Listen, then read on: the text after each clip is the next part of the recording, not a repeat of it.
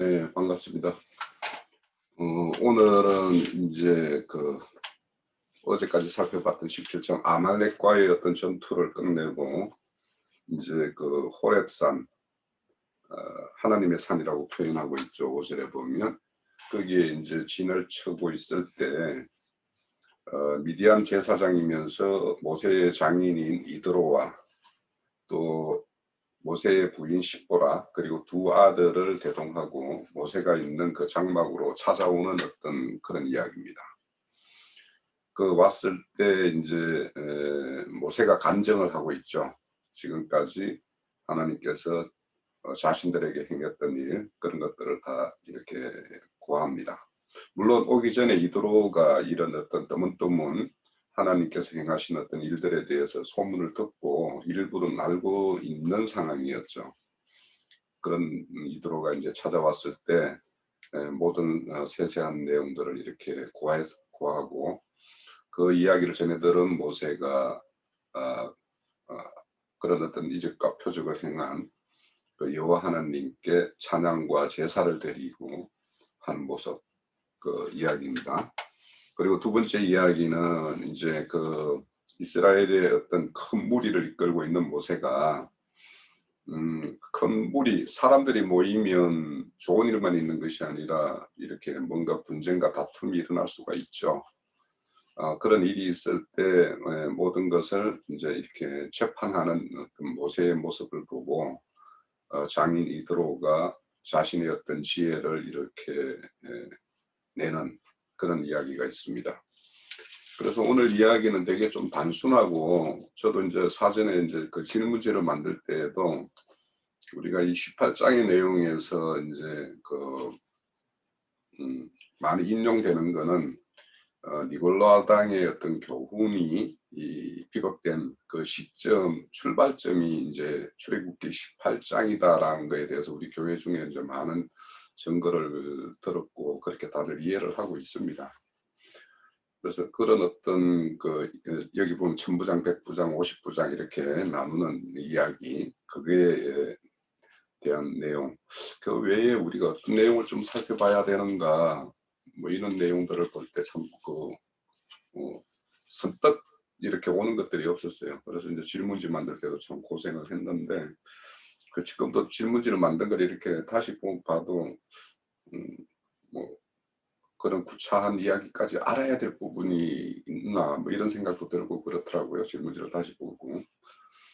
그래서 그거에 대한 어떤 질문지에 대한 제 견해도 이제 정리하는 것들을 어제 낮게서 좀 미루고 뭔가 선명하게 이렇게 이야기가 전개되는 것도 없고 해서 좀 미루다가 어제서 낮게 밤늦게까지 뭔가 이렇게 했는데 그 내용도 또 아침에 이렇게 보니까 또 뭔가 이렇게 메모시 작업이 좀 필요한 어떤 그런 내용인 것 같다라는 생각도 들고 그랬습니다. 아무튼 우리 형제 자매님들이 18장을 보시면서 하나님께서 우리에게 전하고자 하는 그 메시지가 어떤 것인지 또 우리가 이 말씀을 통해서 우리가 어떤 것으로 우리 어떤 영의 생명의 삶의 어떤 살과 피가 될 수 있는 그런 것들을 취할 것인지에 대해서는 아마 다양한 것이 있을 거라고 믿고 오늘 집회를 좀 시작합니다. 자,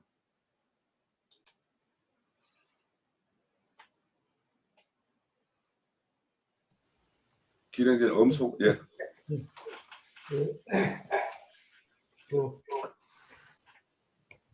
부족하지만 이렇게 순서가 돼서 먼저 뭐 나중에 증거 들으시고 또 이렇게 부족하다 하는 거는 제시해 주면 항상 고맙게 받겠습니다.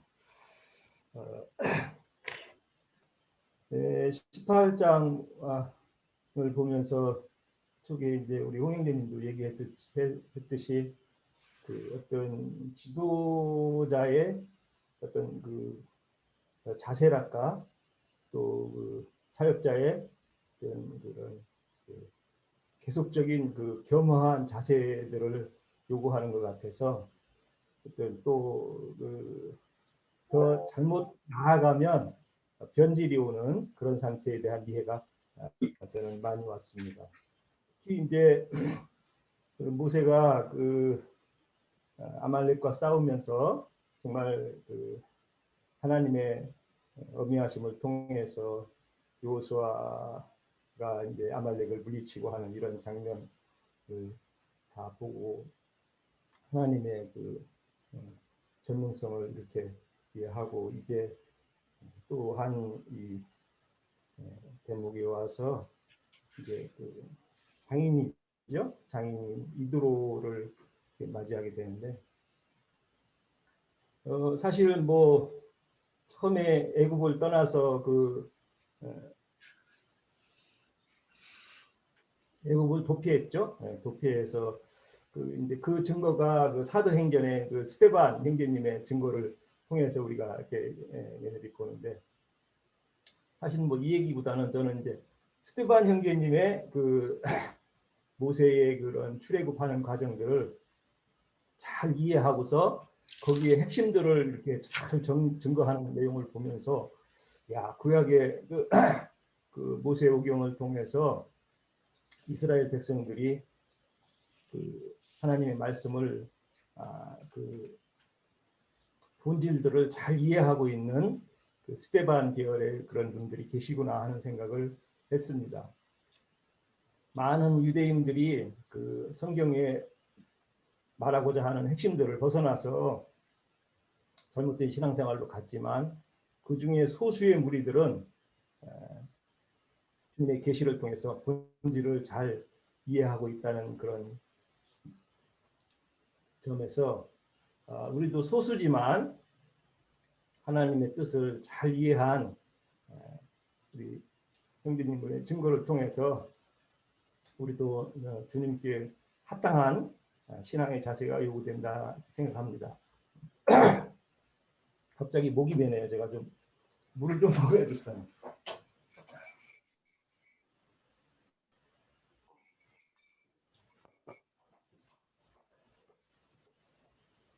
그래서 저는 이제 특히 오늘 드리고 싶은 말씀은 이드로가 와서 하나님의 기적과 여러 가지 어미하신 행사들을 통해서 찬양을 하게 하는 것을 봅니다. 어떤 기적을 보고 어떤 그런 큰 사건들을 보고서 하나님을 이렇게 찬양하는 무리들이 있죠. 그게 사실 뭐 잘못됐다거나 옳지 않다고 보지는 않습니다. 왜냐하면은 하나님은 늘 기적을 실행하시고 하늘의 이상과 표징들을 늘 나타내시니까요. 그런데 우리가 여기서 주목해서 해야 볼 것이 하나 있습니다.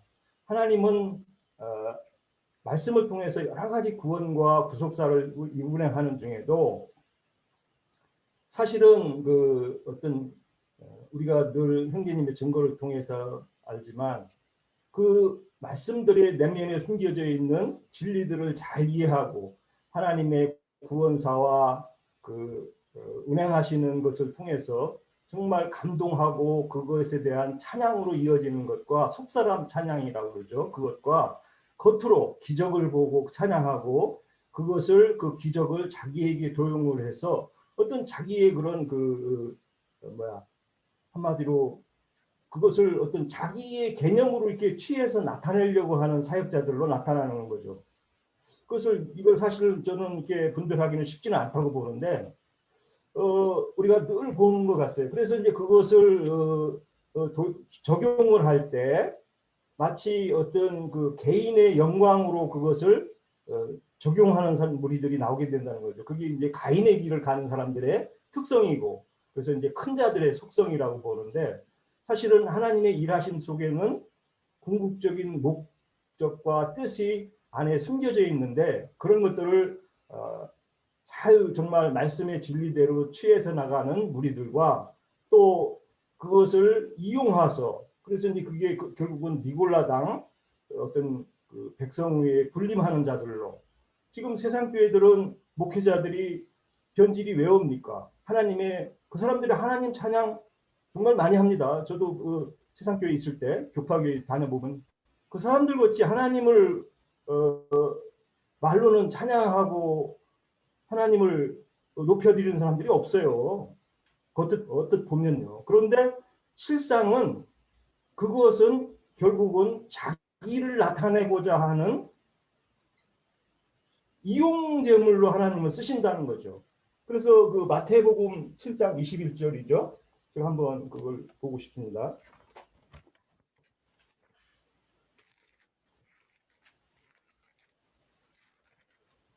7장 21절에 보면은 나더러 주여 주여 하는 자마다 다 천국에 들어갈 것이 아니요 다만 하늘에 계신 내 아버지의 뜻대로 행하는 자라야 들어가리라. 이렇게 이제 쭉 말씀을 이어가는데 이 사람들이 그 하나님 예수님을 주님이라고 안 하질 않아요. 네, 나의 주님이라고 말로는 입에 있는 말로는 엄청나게 합니다. 네, 저도 뭐 대상교회 그 목회자들을 많이 그 뭐 두레마을도 가보고 하여튼 전에는 제가 그 청량리에 있는 그런 그 유명한 그 사역자도 만나봤지만 저도 참 많은 곳에 이렇게 다녔던 기억들이 많이 있어요. 그런데 결국은 그분들이 왜 변질이 오고 진리에 이르지 못하는 사역을 하느냐 하는 관점은 그 내면에 있는 그 신앙의 그 체계가 사실은 창세기에서부터 왔던 타락에서 왔던 그런 여정들이 숨겨져 있다는 거죠. 왜 그러냐면은 저기 뭐야 그 창세기 3장 6절에 나오는 그 뱀의 교훈을 보면은 보암직하고 먹음직하고 지혜롭다는 것이 있거든요. 지혜라는 것은 거기에서 지혜라는 것은 자기에게 이용하는 이게 이 세상의 지혜라는 개념을 거기에 갖고 있기 때문에 당연히 그 사람들은 세상 사람들을 꿰만하고 그 사람들한테 감동 줄만한 그런 교훈과 사상들이 있다는 거죠. 그건 하나님께서 또 한 면에서는 쓰신다고도 봐요. 초보의 도와 어떤 세상의 그런 합당한 옳은 소리들을 가지고 많은 사람들을 뭐 이렇게 모을 수 있는 그런 능력을 하나님께서 허락하신다고 봅니다. 근데 그런 무리들을 통해서 우리 하나님의 참 백성이 처음 만나는 곳이 이제 그곳이고 그 광야 사역자들인데 이런 그 하나님의 그 일하심 안에서는 정말 진리의 사역자들을 소수의 진리 사역자들을 또 둬서 진리에 이르게 하는 이런 그 경륜들을 이렇게 우리가 보게 되는데 이 감추어진 이런 그 신앙의 타락과 변질들을 우리가 말씀들을 통해서 정확하게 이해해야 된다. 저는 이렇게 봅니다. 그래서 물론 뭐 증거를 하시는 우리 형제님을 통해서 우리가 많은 지도를 받고 또 그 안에서 정말 분별의 어떤 영들을 진리의 영들을 우리가 이렇게 느끼고 또 받아들이고 하면서 정말 이런 미혹하는 그 사역자들 진리에 벗어난 사역자들을 잘 구분할 수 있다고 봅니다. 이제 그 중에도 이제 우리 그 홍영재님 질문 그 저기에 보면은 그 이드로와 호바 또 누구죠? 한 사람 이름이 또 나오는데 루예. 예. 누구요? 루예. 예. 세 사람 이름이 나오는데 이제 저는 그걸 보면 이제 그 3대의 개념 이제 호밥은 그 이드로의 아들 그러니까 모세로 보면은 처남이지 않나 하는 생각이 들고 그래서 이제 그 저기에서 검색을 해보니까 그 의견은 분분하더라고요 보니까 그래서 뭐 중요한 그런 개념은 아니고 어쨌든 우리가 그거는 참고 사항으로 알아둘 필요는 있다고 생각합니다. 그래서 이제 모세의 두 아들 그에 대한 개념이 게르솜과 엘리에셀로 이렇게 이제 그 증거를 하는데 그것은 뭐 이방 우리가 신앙 여정에서 나그네 삶을 살으라는 그런 개념과 정말 하나님께 도움을 받는 나그네로서의 생활을 주님께 도움을 받는 신앙으로 우리가 연결해서 늘 은혜 안에 머무르는 그런 진리에 우리가 신앙을 해야 된다는 개념으로 이해를 했습니다. 여기까지입니다. 네. 또 이어주시죠.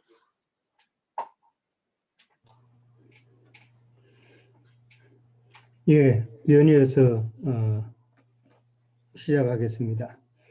오늘 뭐 초두에 이제 홍영재님도 그렇고 말씀하셨지만은 오늘 18장 내용은 뭐 크게 두 가지로 딱 나누잖아요. 이제 모세 장인이 들어가 이제 모세를 방문하는 내용이고, 그 다음에 이제 13절부터는 재판하는 모세를 보고 참 너무 혹사당한다는 그런 사위 사랑하는 마음이 있었던지 이제 그 모세의 그 수고를 덜고자 하나의 꾀를 내서 그렇게 10부장, 50부장, 뭐 100부장, 1000부장 이런 제도를 이제 전수하는 그런 내용이다라는 것이 이제 오늘 18장의 전체 내용이잖아요.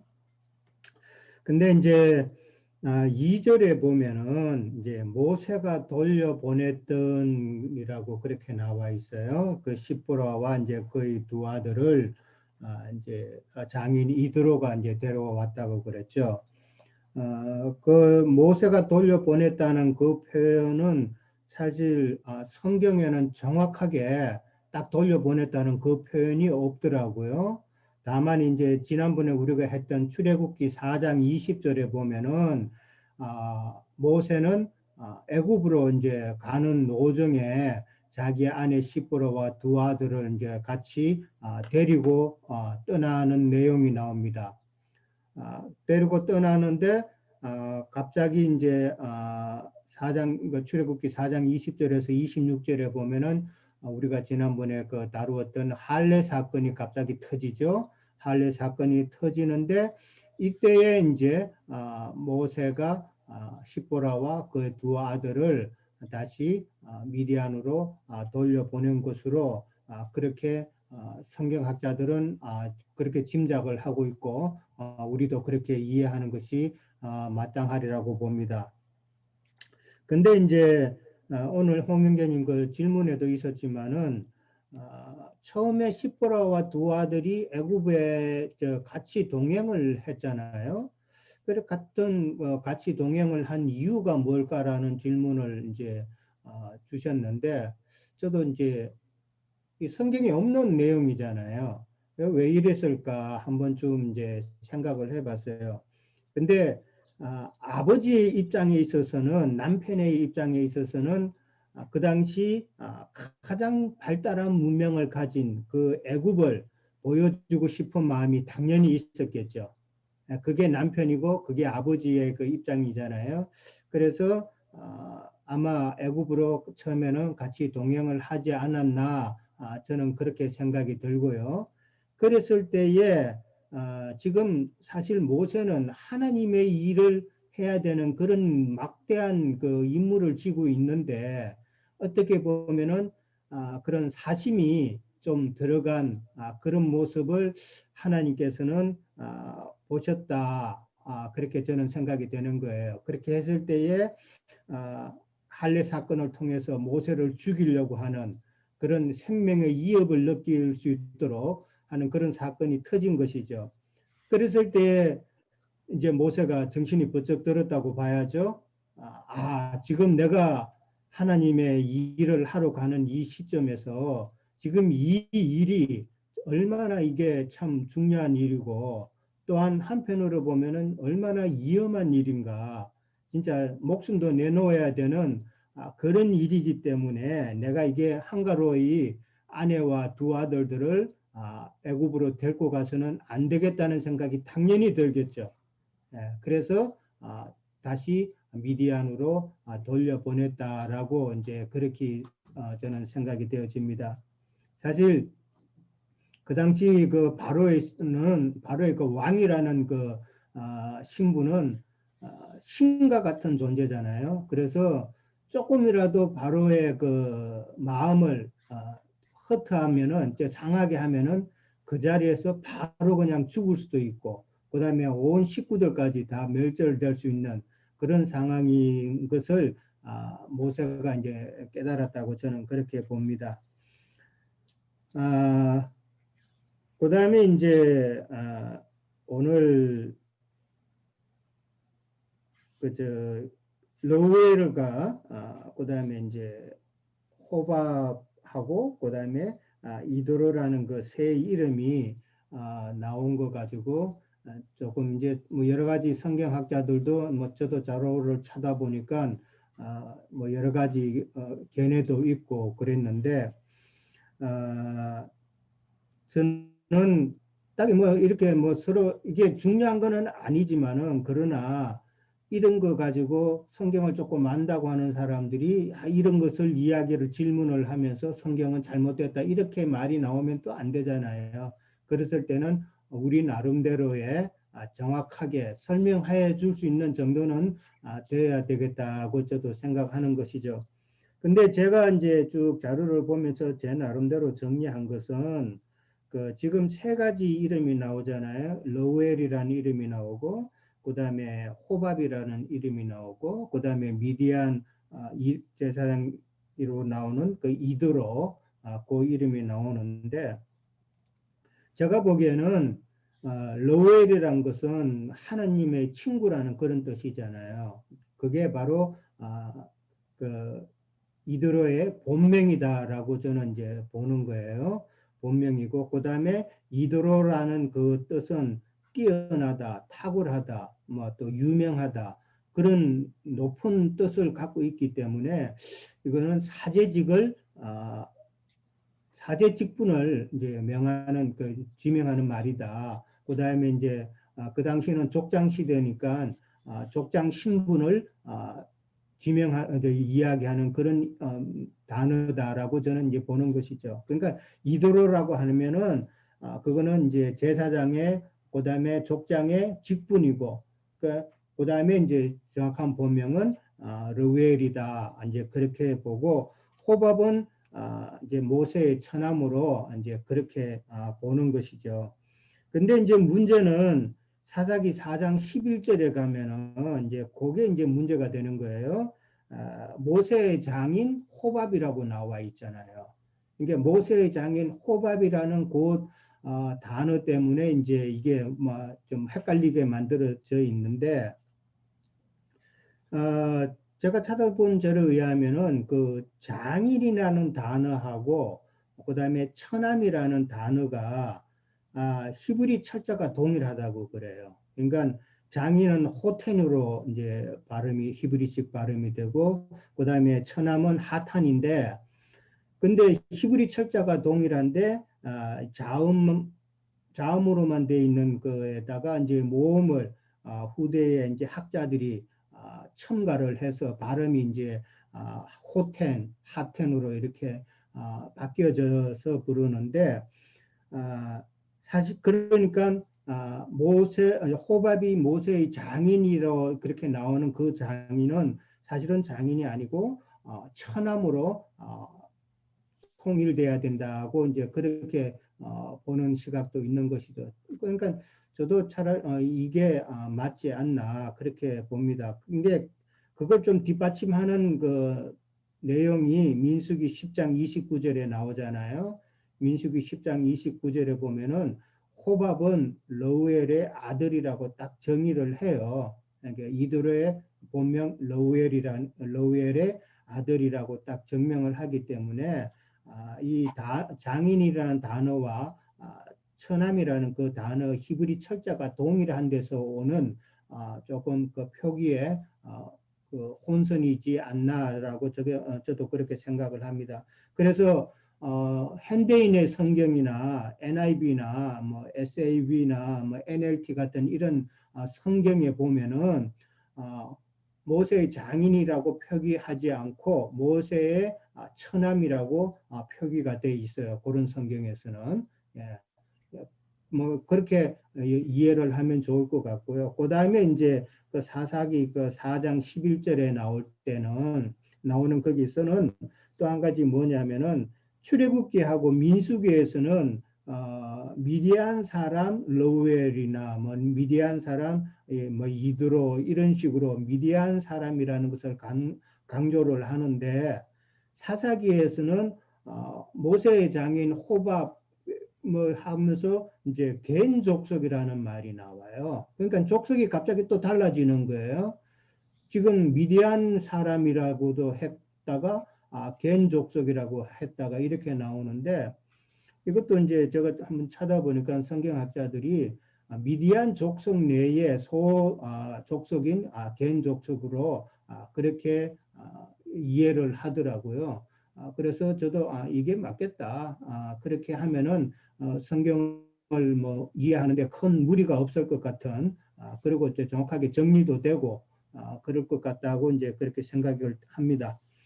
그 다음에 이제 오늘 3번 문제에 가면은 돌아간 시보라와 두 아들은 어떠한 사람을 상징하는가 이렇게 나왔는데 사실 그 할례 사건 이후에 모세가 시보라와 두 아들을 미디안으로 다시 돌려보냈을 때에 아까도 말씀드렸듯이 모세가 하는 일이 지금 참 어려운 일이다라는 말씀을 드렸는데 또 하나 제가 생각되어지는 것은 이 시보라라는 그 여인은 모세가 가장 어려울 때에 얻은 이방인의 아내잖아요. 이방인이잖아요, 지금.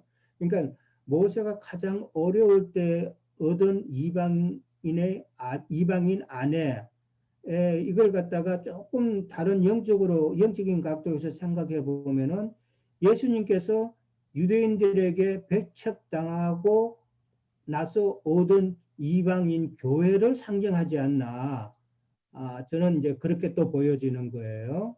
그러면은 그러니까 시부라라는 그 존재가 예수님께서 유대인들에게 배척당하고 얻은 이방인 교회라면은 지금 모세의 사역은 이스라엘을 지금 구해내는 사역이란 말이에요. 이스라엘을 구해내는 사역이기 때문에 이거는 지금 이방인 신약의 교회를 상징한다고 보면은 시부라가 거기에 동참할 때가 아니지 않나. 저는 영적으로 이제 그렇게 좀 생각이 되어졌어요. 이게 맞는지는 모르겠는데 그런 각도에서 저는 보여지더라고요. 그러면은 시부라하고 그 두 아들은 이 출애굽할 때에는 거기에 있어서는 안 되는 그런 상황인 것이죠. 이방인 신약 교회를 상징한다고 보면은 저는 그런 각도로 조금 이제 보였고요. 그 다음에 이제 다시 이제 또 강야로 또 오잖아요. 다시 또 이제 그랬을 때 이제 강야로 또 왔을 때는 이방인 교회도 광야 교회 생활이 필요하다는 것을 또 보여주지 않나. 그렇게 저는 생각이 되었어요. 그러니까 로마서 11장 11절에서 25절에 보면은 이방인들의 구원에 대해서 쭉 나오잖아요. 그게 이제 연상이 되면서 저는 이제 그렇게 좀 생각이 되었고요. 그 다음에 이제 그 모세 장인 이드로가 이제 모세 그동안에 있었던 일을 다 듣고 이드로가 이제 찬양하는 부분이 나와요. 이 찬양하는 부분이 저는 이제 조금 각도를 좀 다르게 보는 것이 우리가 이전에 모세의 노래, 그 다음에 미리암의 노래에 대해서 배웠잖아요. 그들이 찬양하는 그 찬양과 지금 이드로가 찬양하는 이 찬양은 과연 같은 찬양일까? 저는 아니라고 봅니다. 모세의 노래와 미리암의 노래가 나온 배경에는 이스라엘 백성들은 하나님의 그 놀라운 권능을 직접 목도한 것이죠. 직접 목도한 것이고 그 다음에 미디안 제사장은 들은 것뿐이에요. 직접 보질 못했잖아요. 그러니까 직접 경험한 거하고 들은 거하고 그 차이죠. 그렇기 때문에 당연히 같을 수가 없고 그 다음에 찬양이라는 것은 지난번도 제가 한번 말씀을 드렸지만은 우리에게 있어서 하나님의 계시된 말씀이 들어왔을 때 내가 그것을 증거하는 것이 참 찬양이라고 이제 제가 그렇게 말씀을 드렸는데 그런 관점에서 이제 보게 되면은 미디안 제사장 이드로의 찬양은 계시되어지는 말씀이었다는 것이죠. 모세와 미리암의 노래에서는 이스라엘 백성들은 직접 목도하잖아요. 예, 그게 이제 계시된 것이죠. 그렇지만은 이드로는 들은 것이기 때문에 그것은 이드로에게 계시된 것이 아니라는 것이죠. 그런 관점에서 찬양은 다르다고 보는 것이고, 그다음에 이드로의 그 찬양은 하나님을 섬기는 그 종교성으로 변질된 그런 세상 종교와 다를 바 없는 그런 이드로의 그 제사장의 행위잖아요. 그렇게 보면은 되고, 그다음에 이제 또 다르다고 제가 보는 것은 이드로의 그 찬양의 그 내용을 우리가 좀 성경에 나와 있지만은 좀 자세히 보면은 전부 다 그 찬양의 포커스가 어디에 달려 있냐 하면은 바로와 애굽 사람에서 구해내신, 그다음에 애굽인의 손에서 건져내신, 이런, 그러니까 환난 가운데서 복 주신 하나님의 그 관점에서 지금 보고 있는 거예요. 네. 그게 이제 세상 종교잖아요. 예. 긍정신학이고 복 주시는 하나님 뭐 이런 식으로 보는 그 각도라는 것이죠. 그 각도는 아니고, 그 다음에 이제 지금 오늘도 보면은 그 11절인가요? 보면은 이제 내가 알았도다 여호와는 모든 신보다 크시다라고 이드로가 이제 이야기를 해요. 이드로가 이야기하는 그 여호와는 모든 신보다 크시다고 하는 그 말 속에는 자기들이 섬기는 그 신도 여호와 신과 같은 신이라는 것을 지금 착각하고 있다는 것이죠. 그러나 같은 신은 아니죠. 지금 하나님은 모세에게만 계시하고 말씀을 하시잖아요. 이드로가 섬기는 그 하나님에게는 그쪽은 아니잖아요. 하나님은 지금 이드로에게는 계시하지 않아요. 말씀하시지 않아요. 그러니까 같은 여호와가 아니라는 것이죠. 그들은 땅의 하나님이라는 것이죠. 처음에는 참 하나님으로 시작했는지 몰라도 계시되는 말씀이 없다 보니까 이 말씀이 계속 연결이 돼야 되는데 그 말씀이 없다 보니까 처음 받은 그 말씀만 가지고 사람의 생각이 더해지고 종교성이 더해져서 변질된 지금의 세속 교계와 다를 바 없는 그런 것이라는 것이죠. 그렇기 때문에 그들의 찬양과 미리암과 모세의 찬양과는 다르다고 저는 생각하는 것이죠. 그래서 이스라엘의 모든 장로가 이들과 함께 떡을 먹었다고 이제 그렇게 나왔는데, 떡을 먹었다는 것은 즉 이드로가 하는 말을 들었다는 것이고 그것을 이제 따랐다는 이야기죠. 그래서 지금 이제 늘 형제님이 말씀하셨듯이 니골라당의 교훈이 이제 여기서부터 태동이 되기 시작한 것이기 때문에 그 점을 우리가 잘 또 이해를 해야 되는 것이죠. 예, 여기까지만 하겠습니다. 네, 형님 딱 12절까지 그 이드로의 어떤 찬양과 제사까지만 맞춰 주셨네요. 예, 그 나머지는 또 다음 주에 해도 되죠. 그렇게 하는 게 맞는 것 같습니다. 또 이해 주실 분 계신가요? 예, 좀 간단하게 그 유영재님 말씀하신 것에 아마 조금 더 이렇게 거의 비슷한 내용인 것 같아요. 근데 제가 이드로를 보고 18장에서 본 거는 11절에 보면 이제 내가 알았도다 여호와는 모든 신보다 크심으로 이스라엘에게 교만하게 행하는 그들을 이기셨도다 하고 잘 이해가 안 되는 말이에요. 그 르우엘이라고 하는 그 사람의 출신 성분을 이렇게 봤을 때 왜 이 사람이 이렇게 말하지 하는 저는 그런 생각을 했어요. 르우엘이 저기 에서의 아내 중에 그 바스맛의 그 아들이자 후손이 에서가 바스맛을 통해서 낳은 것이, 그러니까 이게 그 우위가 누구냐? 바스맛의 우위는 저기 이스마엘이지 않습니까? 이스마엘의 딸 바스맛이 낳은 아들이 르우엘이에요.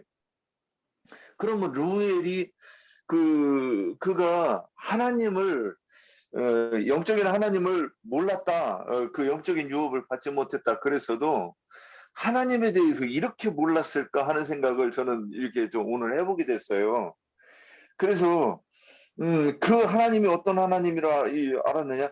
오늘에서야 그 하나님이 모든 신보다 크심으로 이스라엘에게 교만하게 행하는 그들을 이기셨도다, 이렇게 표현이 돼요.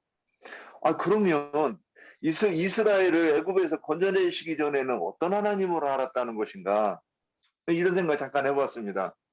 그러면 그 몰렉이나 뭐 어떤 이 바알이나 어떤 그런 신이나 우리 자기가 그 이스마엘이나 또는 그 에서도 분명히 하나님에 대해서 인식하고 있었고 그 이삭을 통해서 그 하나님 섬기는 법을 배웠을 텐데 이렇게밖에 표현하지 않았다고 하는 것이 좀 너무 놀라웠어요. 그런데 이제 14절에 그 백성이 재판하는 것을 보고 이제 좀 따끔하게 이렇게 충고를 하는 것 같아요. 근데 또 그 말을 듣는 모세가, 이게 전에 이 성경을 이제 이 18장을 배울 때 저기 이것이 너무나도 당연해 보였어요. 우리 이 기독교의 어떤 그 계급 체계, 이런 것하고, 그래서 너무 잘 이해가 됐고 그랬었는데, 우리 금기름 묻는 집에 와서 이거 몇 마디 듣다가 보니까 많이 잘못됐네, 이제 이런 생각을 제가 여기서 이제 하게 됐고, 그 이전에는 너무 딱딱 맞았어요. 진짜 좋았고. 근데 그러면 그가 이제 19절에 보면 이제 내 말을 들으라, 내가 네게 방침을 가르치리라. 근데 이렇게 말하는 호박도 그 르우엘도 이상하고, 또 그 말을 귓구멍 씹고 듣는 모세도 정말 이상해요. 그리고 또 그대로 또 따라해요. 이게 그래서 전에는 이 모세가 인자 예수를 상징한다고 이렇게 배워가지고 그가 한 그 모든 것이 이제 르우엘의 말을 듣고 하는 것조차도 이거를 굉장히 거룩하게 저는 이렇게 배웠었어요. 그래서 이제 이렇게 다시 이렇게 보니까 어떻게 이렇게 듣기는 멋있는데 또 이렇게 저기 하지 않았을까? 그러면 그 르우엘이 이제 이거를 제가 이제 해석보다 제가 한번 이렇게 경험을 한번 말씀드리고 싶어요. 우리가 이제 기독교에서 이렇게 이 말씀을 좀 더 깊이 이렇게 배운다고 우리 먼저 선생한테 이렇게 배울 때 참 신기한 게 있었어요. 거기서 같이 공부하는 사람들 중에 몇 사람, 불과 한 손가락이라도 한 100여 명 중에 한 손가락으로도 꼽을 정도도 안 되는 사람들만 계속해서 이 말씀으로 더 앞으로 나가려고 노력하는 것 같았어요. 그리고 대부분이 원래로 돌아가거나 옛날 것, 지금 것, 이게 이 굽이 갈라지지 않은 상태에서 어떤 신앙생활을 하는 걸 보았고, 근데 그들 중에서 오늘 이 말씀하고 좀 비슷하지 않을까 하는 부분이 어떤 부분이냐면, 어떤 그 목사가 말씀은 여기서 배우는데 강대상에서 뭐 얘기 좀 말 좀 해봐라 그러면 당신 저 시간을 좀 맡아가지고 진행 좀 해주시오 그러면 자기 부인이 꿈꾸고 좀 기도를 많이 하는 그런 사람이었어요, 부인이. 근데 계속 그 얘기를 하는 거예요. 그래서 말씀을 받은 건 자기고 또 이 말씀을 이해하는 것도 자기인데, 그러면 실제로 그 신앙생활은 그 부인이 이렇게 얘기해 주는 거를 우리한테도 얘기할 정도 되면 그 사람의 얼마나 영향을 받았다는 거예요. 온통 그 얘기를 하는 거예요. 지금 이 모습이 하고 좀 너무 유사하지 않은가 이런 생각이 들었어요. 그래서 또 이제 어떻게 되느냐? 우리 그 모임이 다 깨지고 나서 이제 저는 여기 와서 있었으니까 다시 그들에게 전도하려고 가서 얘기를 하는데, 너무 놀라운 게 예전에는 배우면서 그 사람들이 강론도 할 때 너무나도 높이 봤었어요, 제가. 근데 보니까 율법이 뭔지도 이해하지 못하고 그러면서 또 충고를 해요. 이거 이렇게 해야 되고 저렇게 저거 저렇게 해야 되고. 그래서 이제 한 사람은 교회를, 그래서 한 번은 그 교회를 갔어요. 그 교회를 갔더니 기도를 한다고 하는데 기도 소리가 이렇게 이 말로 하는 게 아니라 와 그 소리를 지르는데 그게 기도라는 거예요. 그걸 한 30분 듣고 있으면서 너무 머리가 아팠고, 여기가 무당집이지 이게 무슨 교회인가 이제 이랬던 생각이 들어요. 근데 그들이 또 어떤 저기를 하면 이제 여전히 생각이 하여튼 그 집이 어떻게 됐냐, 그 교회가 이 공동체 생활을 한다고 그거를 이렇게 추진하고 있었어요. 그래서 저는 그런 생각이 들었었어요. 이거 나중에 어떻게 하려고 이렇게 모아놓냐. 이제 저는 그 생각을 하다가 더 이상 얘기할 게 없어서 이제 그러고 그 사람하고 이제 거의 교류가 끊어졌는데, 이제 더 이상 어떻게 할 것이 없을 거라는 이런 생각이 들었고, 다른 사람들도 거의 마찬가지였었어요. 그러면서 그들이 이 교회 생활을 하는 게 항상 다시 그 옛날 거를 붙잡고서는 여전히 하는 그 모습을 보면서 또 그들이 우리한테 얘기하는 거는 항상 이렇게 해야 된다 이렇게 오히려 또 충고하는 거를 이렇게 봤을 때 여기하고 좀 비슷하지 않는가 이런 생각을 좀 해봤습니다. 여기까지입니다. 네. 또 이어주실 형제자매님 계신가요?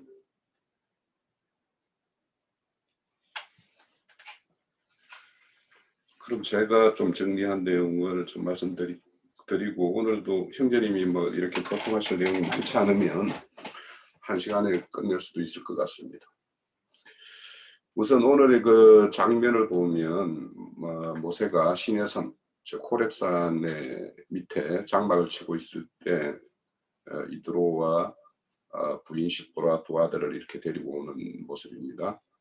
그 두 아들의 이름이 게르솜과 엘리에셀이에요. 이 두 이름은 굉장히 그 대조를 이루는데, 그 게르솜이라고 하면은 이방의 객이 되었다라는 즉 자신의 어떤 처지를 이렇게 이야기하는 것이라면, 엘리에셀이라는 것은 또 하나님의 도우심, 그래서 하나님의 어떤 하나님에 대한 어떤 소망을 놓지 않는 그 모세의 모습이 아들의 어떤 이름에서 우리는 알 수가 있죠.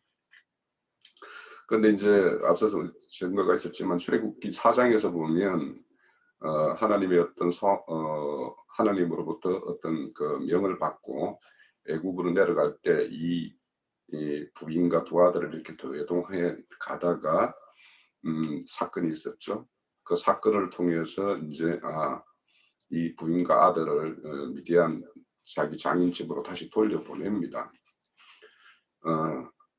그래서 이 장면, 그리고 오늘에서 이제 출애굽을 큰 하나님의 어떤 대업을 이루고 난 다음에 다시 만나는 어떤 이 장면이 서로 이제 이렇게 오버랩이 되는데, 왜 이렇게 애굽으로 향할 때 같이 가다가 그것을 막아섰죠. 결국에는 하나님의 어떤 의도에 의해서 막아선 것이고, 그래서 홀로 이제 내려가서 애굽 땅에 있던 그 아론을 이렇게 만나는 어떤 그런 모습으로 이제 펼쳐지는데, 여기에서 보면 이제 그 가족이라는 거, 하나님의 일과 가족이라는 것에 대해서 우리가 한번 좀 생각해 볼 필요가 있어요.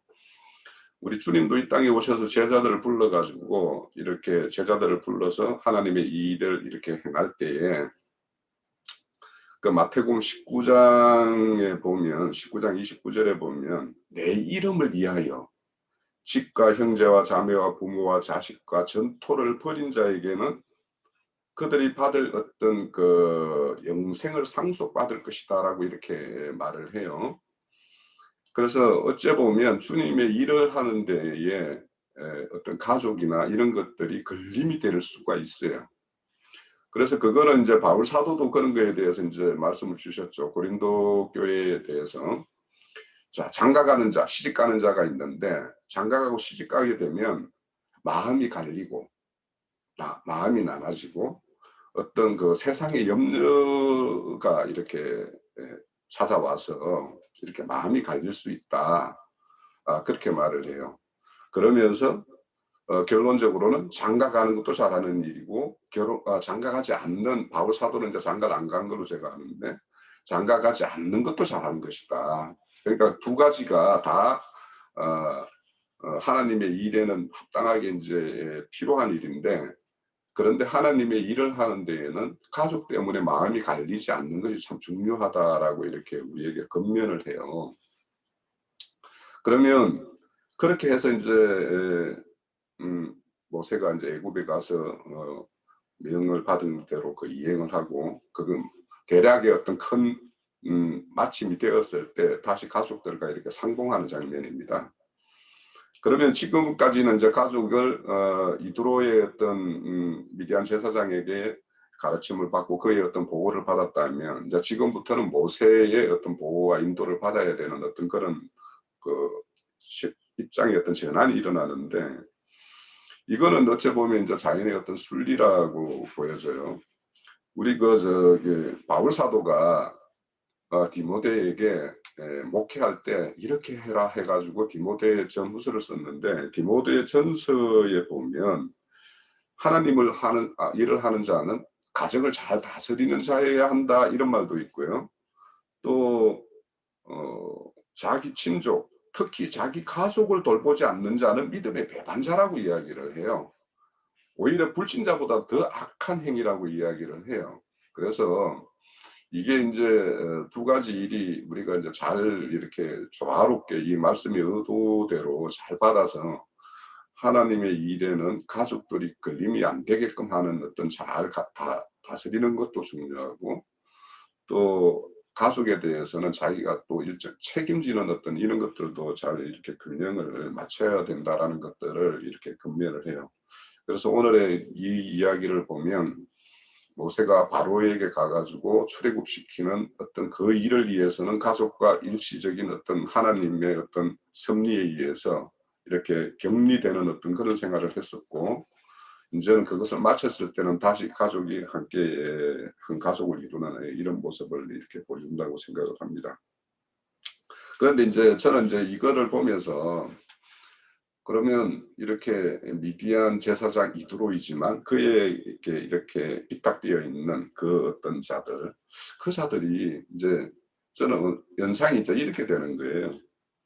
이제 가나안 땅에 들어갈 때 보면 동편의 2지파 반이 땅을 받고 받은 루엔, 갓, 므낫세 반지파들이 서편 전쟁을 할 때는 가장 전쟁에 선봉했어야 돼요.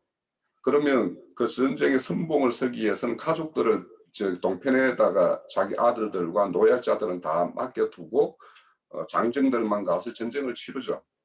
그래서 이 장면과 너무도 오버랩이 돼요. 그래서 큰 전쟁, 하나님의 이 대업을 위한 큰 전쟁을 위해서는 가족들을 일시적으로 이렇게 누군가에게 위탁하는 이런 것이 필요하다. 그러면 그 일을 위해서는 그 가족들에 대해서 뭔가 이렇게 책임져 주는 어떤 그런 어떤 시스템이 구축돼야 된다는 것도 보여요. 그래서 오늘날에는 이게 지나쳐서 교회에서 목사의 아들 자녀들의 모든 거 가장 좋은 것들로만 막 이렇게 하는 어떤 병폐도 있지만 일정 부분은 이렇게 서포트가 돼야 되는 어떤 이런 것들도 이렇게 보여준다라는 생각이 들고 또 한편은 남유다가 바벨론으로 포로로 잡혀갈 때 잘난 자, 유력자들은 다 포로로 잡아가고 남겨진 자들이 있어요.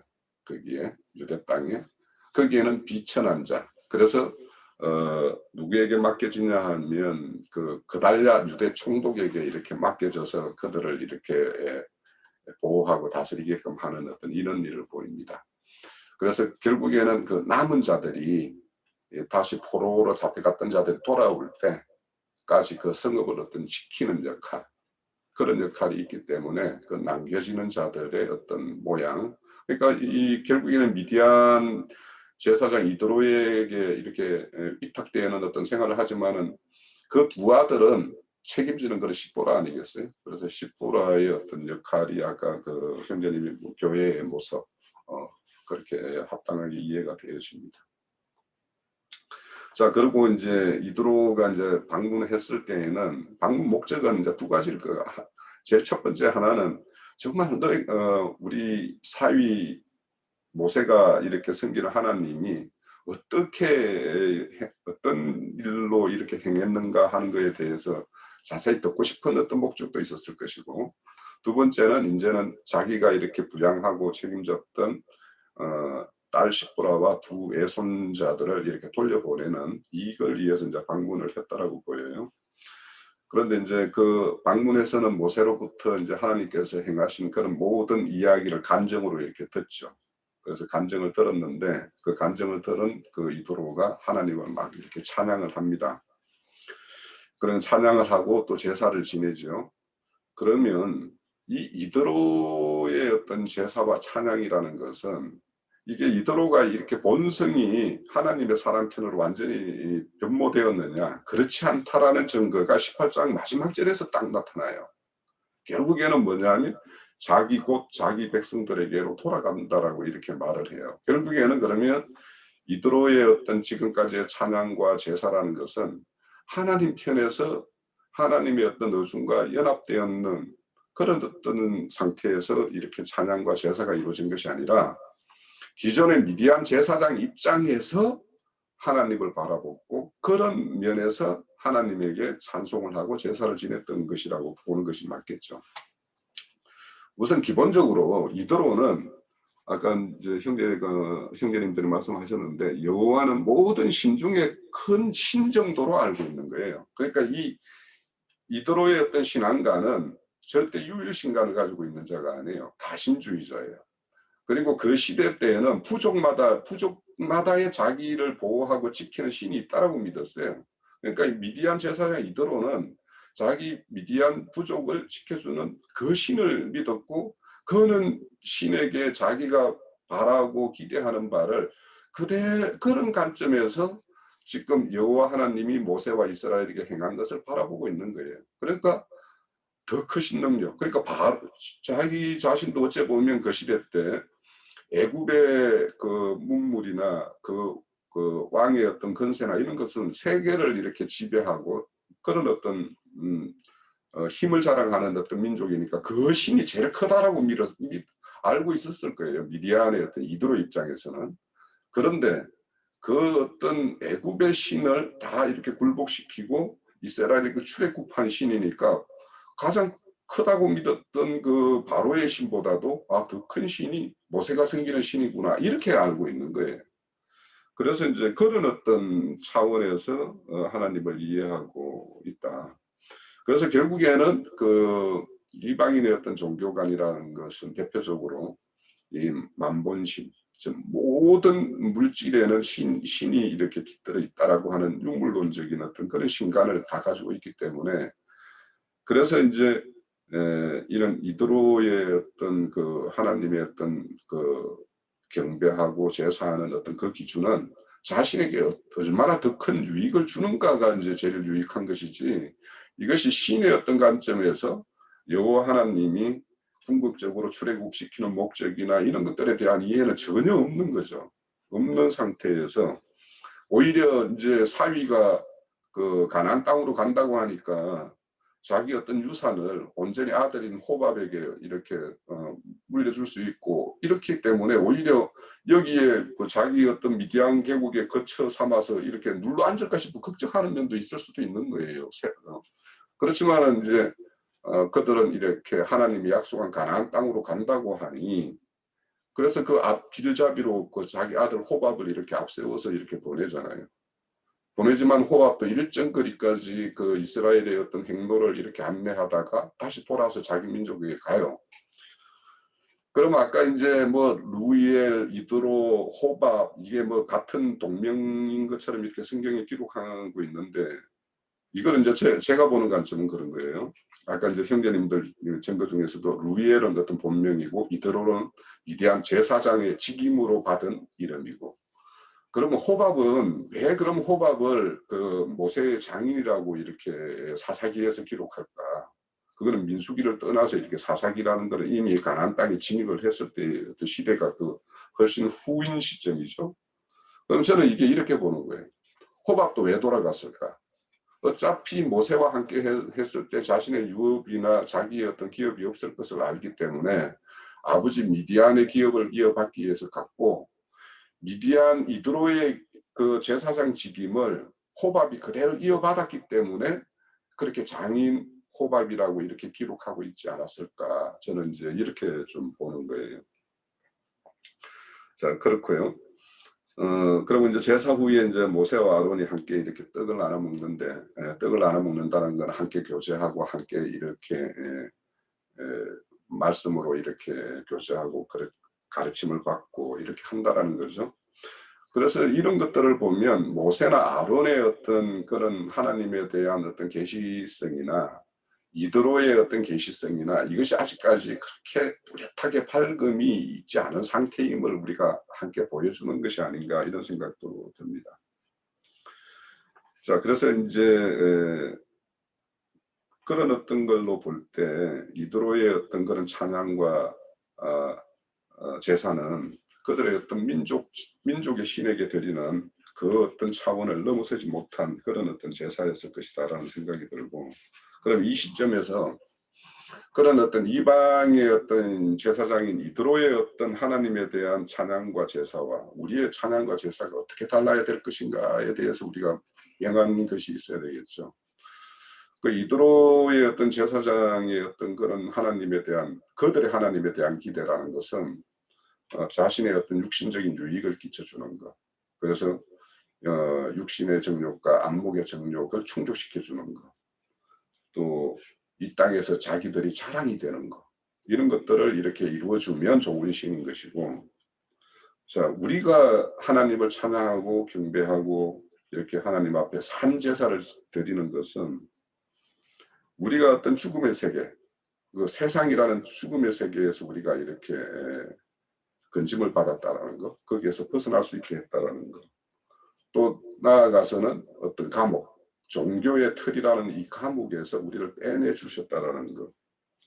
그래서 우리가 이제는 그리스도의 참 종이 되어서 그 그리스도의 종이라는 것이 오히려 참 자유를 이렇게 누릴 수 있는 그런 생명의 세계에 참여하게 되었다라는 것. 이런 것들이 우리의 어떤 찬양이고, 이런 것들에 대한 어떤 증거가 아까 형제님이 말씀하신 대로 그분의 어떤 행하심과 그분이 이어서 우리에게 이루어진 이 세계를 증거하는 것이 찬양이라고 하셨는데, 그거는 우리 히브리서 13장 15절에 잘 나타나 있어요. 그것이 찬양이라고. 그래서 우리의 어떤 찬양이라는 것이 이들의 어떤 찬양과 이렇게 달라야 되는 내용에 대해서 우리는 좀 명확하게 가지는 것이 중요하겠다. 그래서 이 18장의 전반부는 이렇게 저는 좀 이렇게 정리하고 싶습니다. 예. 그래서 18장 앞에서 형제님들이 잘 말씀하셨는데요. 저는 여기 13절에 나오는 말씀, 그 미디안의 제사장 이드로에 대해서 조금 얘기할게요. 그 미디안은 그 아브라함의 그 자손이죠. 아브라함의 그드라가 난 자손들. 네. 그 아브라함의 자손인데 그드라는 그 아브라함의 후처죠.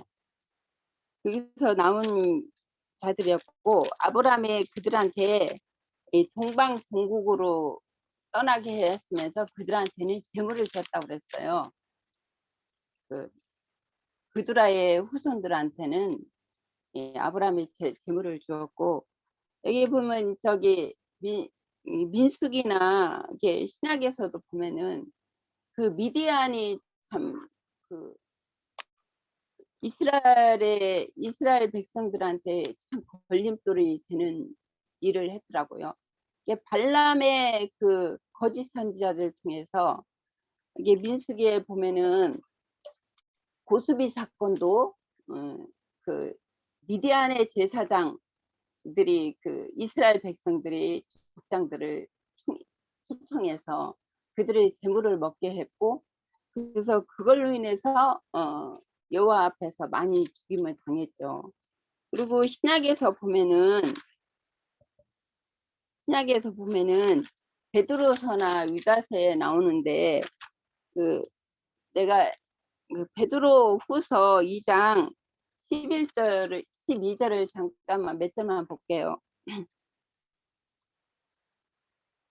그러나 이 사람들은 본래 잡혀 죽기로 위하여 난 이성 없는 짐승 같아서 그 알지 못하는 것을 비방하고 그런 멸망 가운데 멸망을 당하며 불의의 싹스로 불의를 당하며 낮에 즐기고 노는 것을 기쁘게 여기는 자들이니 점과 흠이라. 너희와 함께 연애할 때에 그들이 속임수로 즐기고 놀며 의심이 가득한 눈을 가지고 범죄하기를 쉬지 아니하고 굳세지 못한 영혼들을 유혹하며 탐욕에 연단된 마음을 가진 자들이니 저주의 자식이라. 그들이 바른 길을 떠나 미혹되어 보올의 아들 발람의 길을 따랐도다. 그들은 불의의 싹스를 사랑하다가 자기의 불법으로 말미암아 책망을 받되 말하지 못한 나귀가 사람의 소리로 말하여 그 선지자들의 미친 행동을 저지하였느니라. 여기 이 사람들은 물 없는 샘이요 광풍에 물려가는 안개니 그들을 위하여 캄캄한 어둠이 예비되었나니 그들이 허탄한 자랑의 말을 토하며 그릇되어 행하는 사람들에게서 겨우 피한 자들을 음란으로서 육체의 종력 중에서 유혹되었도다. 이게 이 미디안의 그 미디안에서 그 발람의 제사장이 나오잖아요. 이게 발락이 발람을 추종해서 미디안 제사장 발람을 추종해서 이스라엘 백성들을 저주하라고 했는데 그 발람이 3번씩이나 축복을 했어요. 근데 그들은 그 간교한 그 발람의 축복이 진짜 축복이 아니라 그 겉으로는 축복이 했지만 그게 나중에 그 이스라엘 백성들한테 저주가 온 것이죠.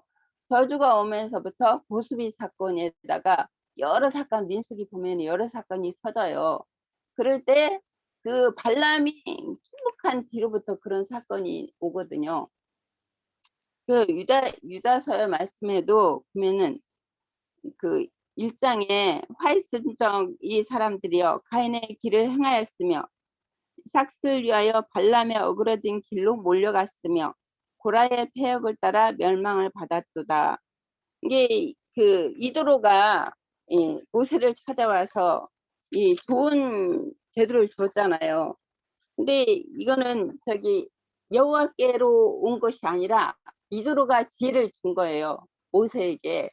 그러니까 이게 뱀의 지혜죠. 이 모세는 이 제도가 너무 좋기 때문에 받아들였고, 이게 옛날에는 제가 이 말씀을 읽을 때 나도 좋게 여겼어요. 참, 그 모세가 힘든데 그 이도로가 찾아와서 그 천부장, 백부장, 50부장, 10부장을 제대로 이렇게 세워가지고 그 모세에 힘들지 않게 그들의 작은 그 크고 어려운 것은 모세한테 오고 그 사사의 작은 일은 그들이 스스로 해결하게 해서 모세가 힘들지 않고 백성들이 힘들지 않고 그런 좋은 지혜를 그 이도로가 줬구나. 근데 나중에 생각해 보니까 이게 뱀의 지혜더라고요. 뱀의 지혜라는 것은 똑같은 하나님의 성격이에요. 지금 신약의 말씀을 내가 읽었지만 그들은 같이 먹는 애찬의 암초거든요. 근데 서기관 바리새인 율법사도 주님이 오셨을 때 그들을 다 하나님을 믿는다고 하죠. 하나님을 믿는 사람들이에요. 그 안 믿는 사람들이 아니라 율법을 열심히 지키고 그 율법에 따라서 거룩하게 하는데 진짜 모세 율법을 쫓는 게 아니라 그 장로의 유전을 쫓았다고 했거든요. 그 사람들은. 그랬듯이 이 이도로가 좋은 제도를 그 지혜를 모세에게 준 것은 이게 뱀의 지혜지 하나님께로 온 지혜가 아니다. 그 말씀을 드리고 싶어요. 예, 여기까지입니다. 예. 우선은 아까 형제님들 증거 중에서 루엘에 대한 이야기 나오는데 성경에 루엘이 제가 이렇게 보고 있는 자료 집에는 4명이 나와요. 4명. 그래서 아까 에서가 이스마엘 바스바세게 낳은 아들 루엘은 사실은 지금 이드로 루엘하고는 전혀 다른 사람인 걸로 이렇게 보여지고요. 왜냐하면 시대적으로 엄청난 차이가 나는 어떤 시점이거든요. 400년 이상 차이가 나는 어떤 시점이니까. 그래서 전혀 다른 사람인 것 같고, 나머지 또 루엘이라는 사람이 이렇게 몇 군데서 등장하는데 그들도 또 다른 사람으로 이렇게 나옵니다. 참고하시고요. 자, 형제님 뭐 말씀 한번 주실까요? 잠깐 쉬었다가 네. 한 28장 오늘 우리 형제 자매님들이 잘 증거들은 하셨는데 기본적인 것을 좀 얘기를 몇 가지를 해야 되겠다 그 생각이 들었어요. 신학교에 가면은 맨 먼저 배우는 게 이제 그 신론이거든요.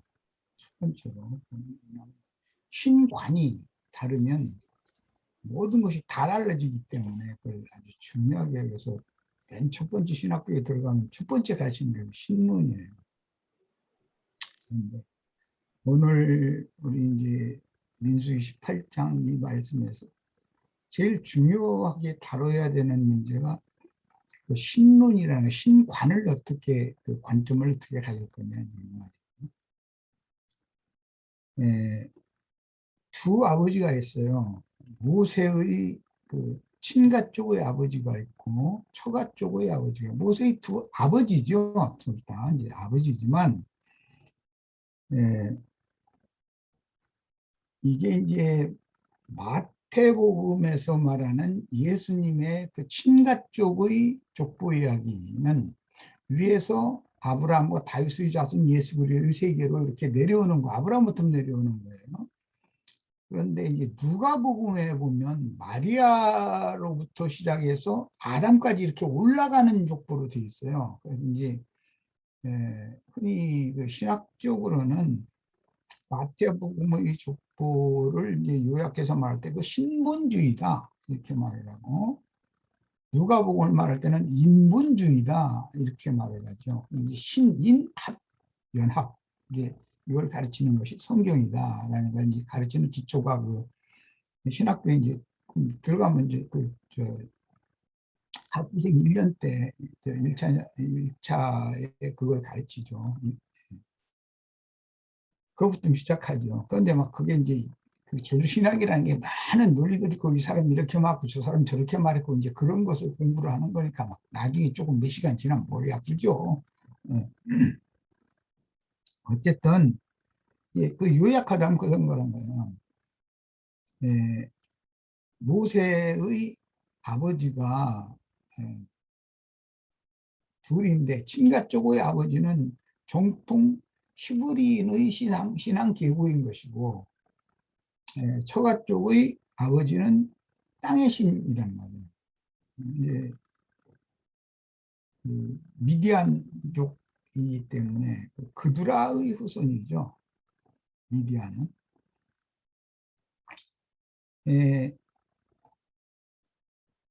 영적인 사람 또는 혼적인 사람 이런 것을 구분하기가 사실 쉽지 않아요. 오늘은 어차피 이 문제 때문에 내가 이제 시간을 지금 좀 드려야 되겠다 한 건데 미디안 족속이라는 건 불신자들을 말하는 것이 아니에요.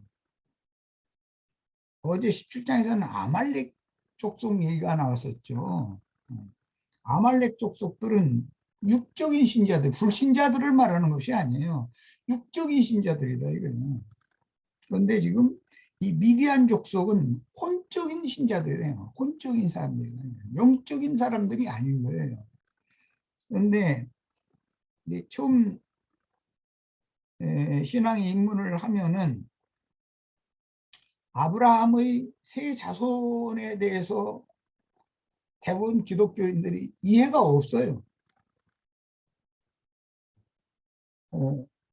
아브라함의 세 자손이 있죠.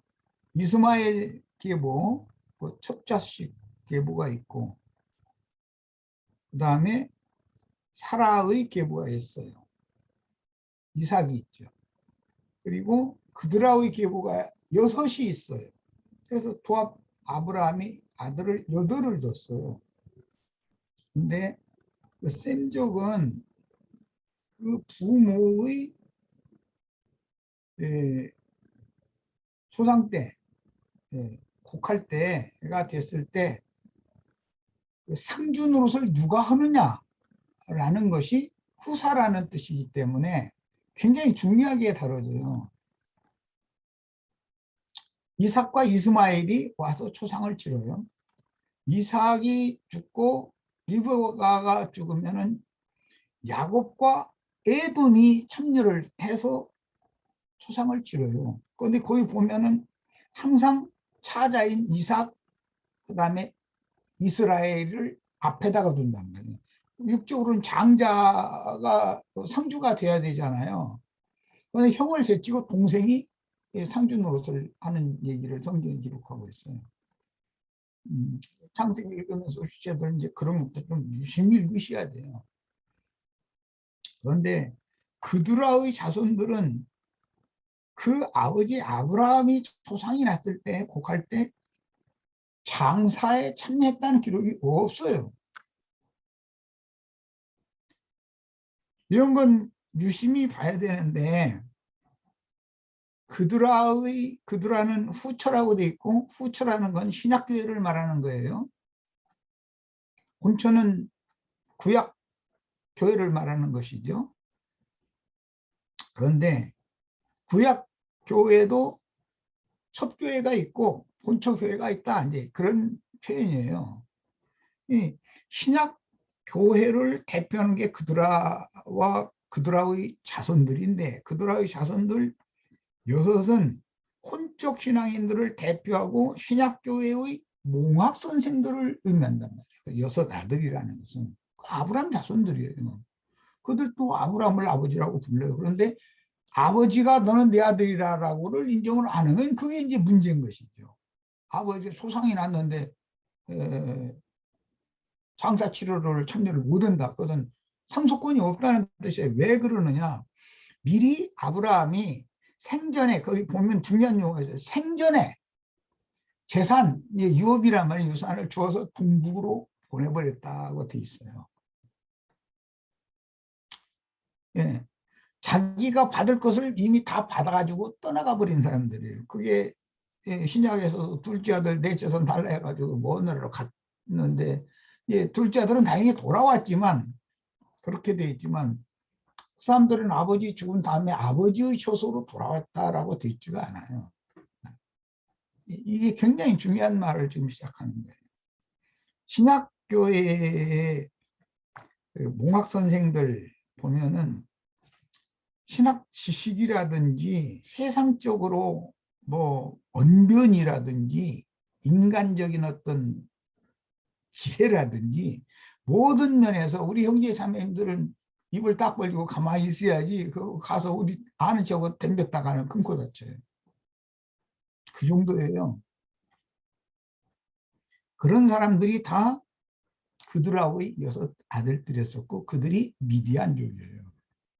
그런데 어제 말씀을 나눈 아말렉 족은 미디안족과 연합을 해가지고, 사사기 이후에 보면 미디안족과 연합을 해가지고 이스라엘을 적극적으로 대적하고 이스라엘의 원수가 돼요. 그리고 그 미디안족은 이제 상고로서 유명하죠. 특히 그 요셉의 전기를 보면은 미디안 사람 상고들이 요셉을 뭐 은 20에 사가지고 애굽에 가서 은 30에 팔아넘겼다는 거잖아요. 상고로 유명해요. 아주.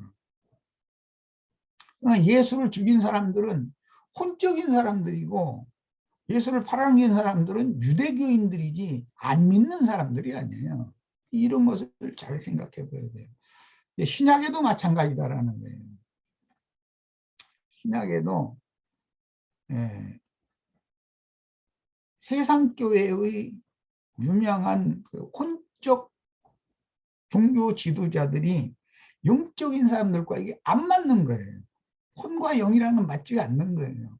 그 혼적인 사람들은 육과 연합을 한번 했지 절대 영과 연합을 안 해요. 이건 굉장히 중요한 거예요. 모세와 연합을 해서 하나님이 주신 젖과 꿀이 흐르는 땅까지 들어가서 거기에서 유업을 받으려고는 절대 생각을 하지 않아요. 그들은 절대 그렇게 안 해요. 자기네들은 땅에서 이미 기업이 있다 이거예요. 그런데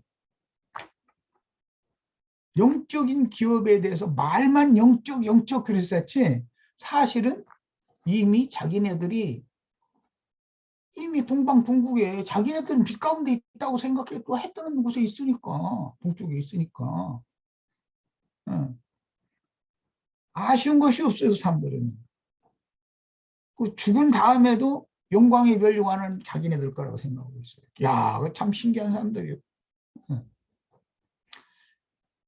그런 사람들이 다 신약교의 몽학 선생들이고 거듭난 성도들도 그들과 섞여가지고 초보의 도를 그들에게 가르침 받도록 배려를 하셨어요.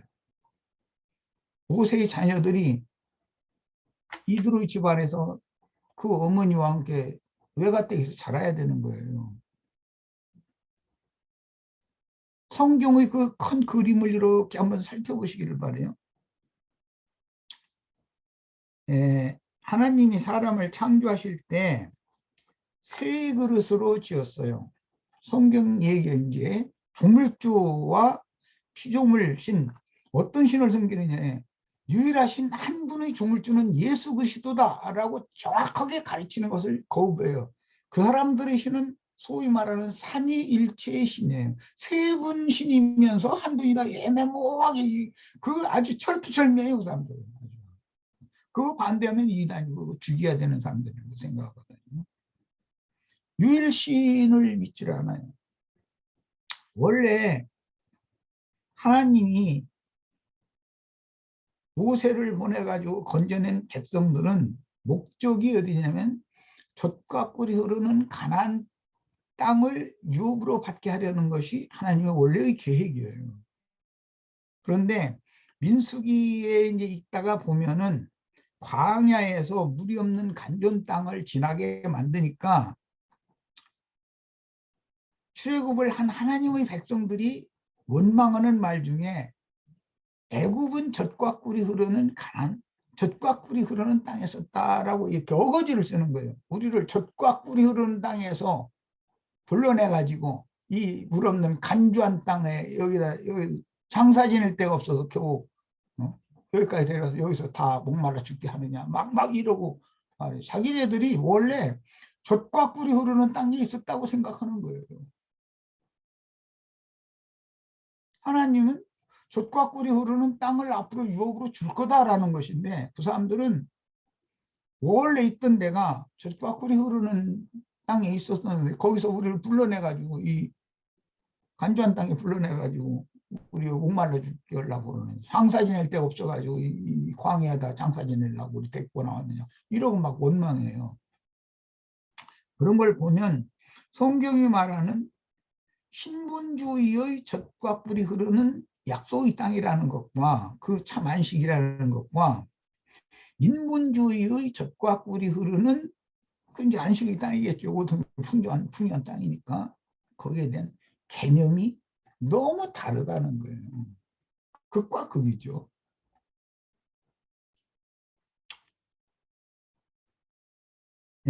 세 그릇으로 이제 지었는데 속에 두 그릇이 있고 껍데기에 한 그릇이 있고 이렇게 해서 껍데기 그릇 속에 두 그릇을 지었어요. 마음 그릇이라는 것이 있고 이제 우리 번역이 이제 속 그릇이라고 하는데 영의 그릇을 말하는 거예요. 사람은 영과 혼과 몸으로 지어놨습니다. 마음 그릇이라고 하는 것의 내용물은 혼이죠, 정신력. 영의 그릇, 속 그릇이라고 말하는 것은 이제 양심이에요. 이제 내용물은 양심이죠. 주로가. 예. 몸이라고 하는 것은 혈과 몸으로 이렇게 있으니까 뭐 질그릇이라고 하는 게 피와 이 살로 이렇게 구성이 되어 있으니까 이건 누구나 다 아는 일이고. 이렇게 세 그릇을 찍었어요. 영을 프뉴마라고 그러고 이제 이건 헬라어예요. 손을 푸시케라고 그래요. 그다음에 몸은 소마라고 그래요. 그런데 혼은 영의 하나님의 신이 떠나서 육신이 되어지는데 혈육의 연합을 해요. 그렇게 되면 사르크스라고 해가지고 육신에 있는 사람이 됩니다. 정상적인 원래 하나님이 창조한 순수한 몸이 아니에요. 이건 사르크스. 이건 뭐 고깃덩어리, 뭐 살덩어리 이제 그런 뜻이에요. 남편이 아내를 뭐 살덩어리로 본다 그러면 못 사는 거죠. 어떻게 살겠어요? 저 세상 말 느끼하고 질려가지고 어떻게 살아요? 아름답게 보여야 뭐 모든 걸 책임지고 공급도 하고 살 수가 있는 거지. 돼지고기하고 사람이 살 수는 없잖아요. 말하자면 그런 걸 생각해 보면 정신세계라는 것을 말하는 거거든요.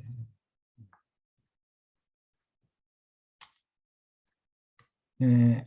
그 다음에 이제 두 아버지가 있다는 거 얘기했고, 신들이 북물주 유일신이 있고 땅의 신들이라는 건 많은 신들이 있는 거예요. 아까 우리 얘기했던 각 부족마다 신들이 다 있었다. 근데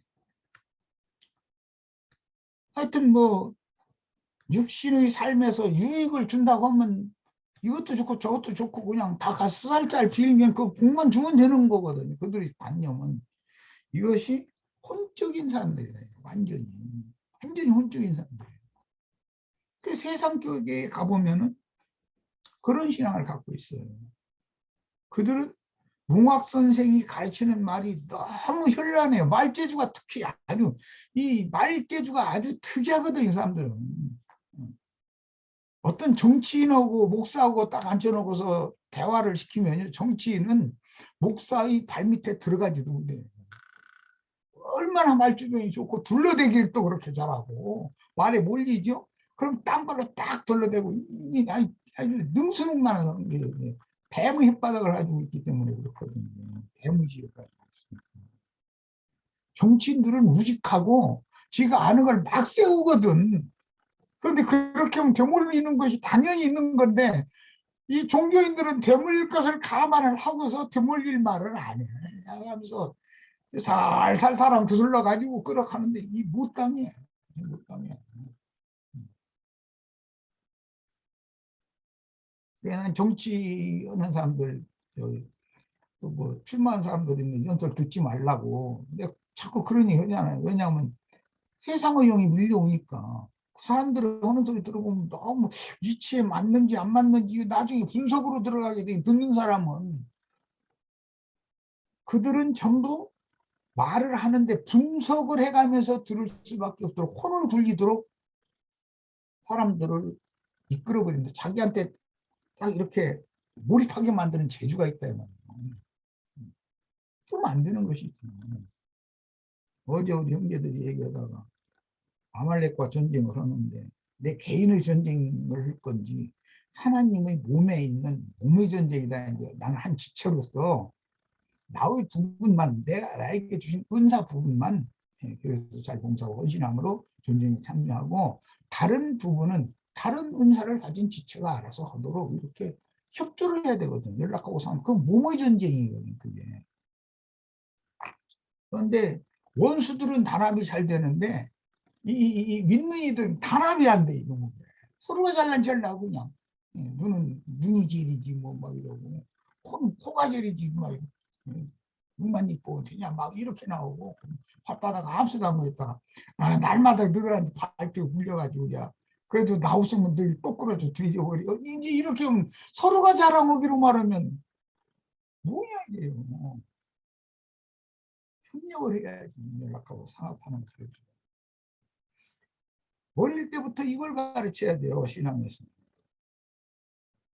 자기에게 맡긴 은사 한계 내에서 최선을 다하고 책임을 질 줄 알고 만들고, 다른 지체는 자기의 은사를 발휘하고 책임을 지게 만들고, 그렇게 해서 온 몸을 건축해서 몸과 몸이 싸우는, 그래서 그리스도의 몸과 짐승의 몸이 전쟁하는 쪽으로는 그 전쟁하는 거예요. 몸싸움을 하는 거예요. 이게 참 굉장한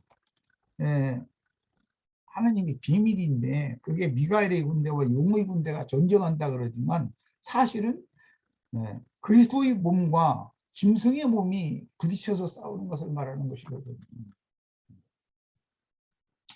자, 그 다음에 사역을 하는데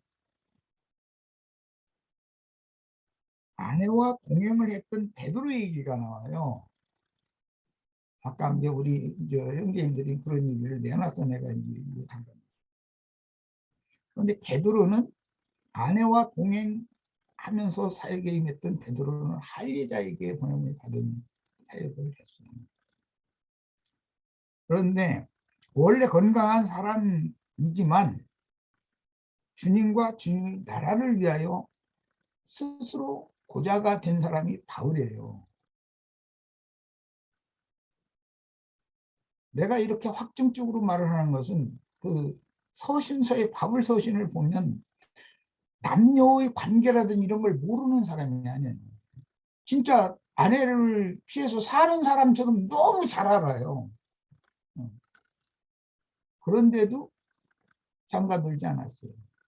그것은 주님과 그 나라를 위해서 스스로 고자된 사람이고, 이 사람이 상이 더 크다고 주님 말씀하셨어요. 또. 부활예자들에게 보낸 사람들, 보낸 사도였습니다. 그러니까 율법을 지키지 않는 이방인들을 가서 설득을 하려면 아내 데리고 다니고 뭐 거추장스러운 것이 있고 뭐 마음이 나뉘고 이렇게 해가지고 사역을 못 한다는 거죠. 전심으로 사역을 못 한다는 거죠. 그런 것을 두 명을 그림으로 모세 일생을 통해서 보여주고 있어요. 물론 예수님은 이 생에서 장가들지 않았죠. 그러니까 바울 사도가 더 주님 앞에서 크게 쓰임 받았다는 건 그건 말할 것도 없는 거죠. 우리 형제자매들 안에 취했으니까 뭐 크게 쓰임 받긴 다 틀렸네. 최선을 다하시면 된다는 얘기는 자기 각자의 은사에 따라 최선을 다하면 된다는 얘기는 했으니까 육신적으로만 보지 말고 이것은 교회에서 어떻게 어떤 마음 자세로 봉사할 것인가 시행해 줄 필요가 있고, 우리들이 지금 현재 신앙생활을 하는 것이 이것이 다일 것 같으면 기독교계의 목회자들처럼 그렇게 유능한 사람으로 태어났어야 주님을 섬길 수가 있는 거죠. 그들은 본래 태어날 때부터 태생적으로 유능하기 때문에 그렇게 쓰임을 받을 수가 있는 거예요. 몽학 선생들이 그게 호락호락하게 보면 안 되는 사람들이거든요. 사람들은 강대상에서 가르칠 때는 다 영적 그렇게 말을 하지, 나는 혼적이야 이렇게는 말을 하지. 혼적이라는 것이 무언지를 모르니까 영아님은 영육으로 나눠버리려고 그러지 혼적인 신앙에 대해서는 몰라요. 그런데 문제는 혼적인 사람들은 반드시 연합을 하면 영의 연합을 하는 것이 아니라 육신의 연합이 된다는 거예요. 아말렉과 미디안이 연합을 하는 것이니 미디안이 모세와 연합하지는 않는다. 기회는 있었죠. 오늘 형제님들이 살펴본 것처럼 시므로와 두 여순자 데리고 시내산에 있는 모세도 왔잖아요. 그거는 뭐 인간적으로 보자면 여러 가지가 이제 원인이 있을 거예요. 살지 않는 이 말이에요. 저 처갓집 중로 다 했잖아. 그냥 다 맡아서 다 해주고. 그러다가 뭐 어느 날 하루 갑자기 가서 시내산에서 뭐 호랩산인가 뭐 불꽃 가운데 하나님 만났다 그러면서 나 뭐 이런 하나님 만났는데 하나님이 이스라엘 백성들 애굽에서 불러내라고 나를 이제 명령을 줘서 했기 때문에 나 가야 된다고. 그러니까 장인이 안 보내줄 수 없잖아요. 그 친가로 가겠다는데 야곱이 나 베델 하나님 내 아버지께로 가나안 땅으로 돌아가겠다 그러면 야곱의 장인이 누구였더라? 라반? 라반이 아이 못 가 이렇게 하면 안 되죠. 근데 몰래 왔지 야곱은 뭐 얘기 많고 이런 거를 이제 보면은 모세라는 사람은 미디안 족속의 처가 동네에서는 기업이 없는 사람이에요. 모세가 그걸 모르는 사람이 아니죠. 누구도 세상에서 처남이 아무리 못났어도 장인은 처남한테 기업을 물려주지 사위한테 기업 물려줄 사람은 하나도 없어요. 그런데 뭐 처갓집이 뭐 동수나 했나 해서 심으려고 그런 어리석은 생각하지 말아야 돼요. 그건 그렇게 되는 것이 아니에요. 처갓집은 처갓집의 부사가 있는 거예요. 요즘에는 뭐 세상이 이제 달라져 가지고 뭐 이제 딸 자식들도 친정 아버지한테 아유 고소해버리더만 법원에다. 친정 아버지 고소하는 세상이 됐어. 왜? 아들만 이뻐해가지고 아들한테 다 주라고 그러고만 나는 자식 아니야? 나도 내 목 내놔 막 이러고 재판하더만. 좀 세상이 그만큼 밝아진 거죠. 그런데 쌤족은 그런 문화가 아니었다 이거. 그렇기 때문에 라헬도 자기 친정에서는 기억이 없다는 것을 알고 그 드라빔인가 그거 그 후사에게 유전되는 뭐 정치는 도구다 그랬지만은 그들이 섬기는 신께 뭔가를 물어서 그 가문을 잘 이끌어 나가게 한 지혜를 얻고 이제 이렇게 하는 그걸 원래 훔쳐갖고 와버렸다는 거예요. 아버지 곡할 때 딱 갖다 내놓고 나도 상속권 있어 재산 내놔 이제 이러려고 맘먹은 거예요. 그런데 하나님은 그 라헬의 그 자손들에게 외갓집의 기업을 물려받게 하지 않거든요. 하나님이 다 준비해놓고 자기 집안의 조상 대대로 유전되던 기업을 이런 것을 잘 생각을 해보면 우리가 아직 육신에 있을 때는 처갓 동네와 처갓 동네의 것을 영향을 입을 수밖에 없게 한다는 거예요. 그 형제님들 중에는 처가살이 본 분은 없었고 처가살이도 그 맛만 보셔야 돼. 오래 하시면 안 되고 맛은 보셔야 돼. 그래야 성경이 이해가 됩니까? 아 그래서 옛날 어른들이 뻗버릴 수말인가 수된가만 해서 처가살은 절대 안 된다.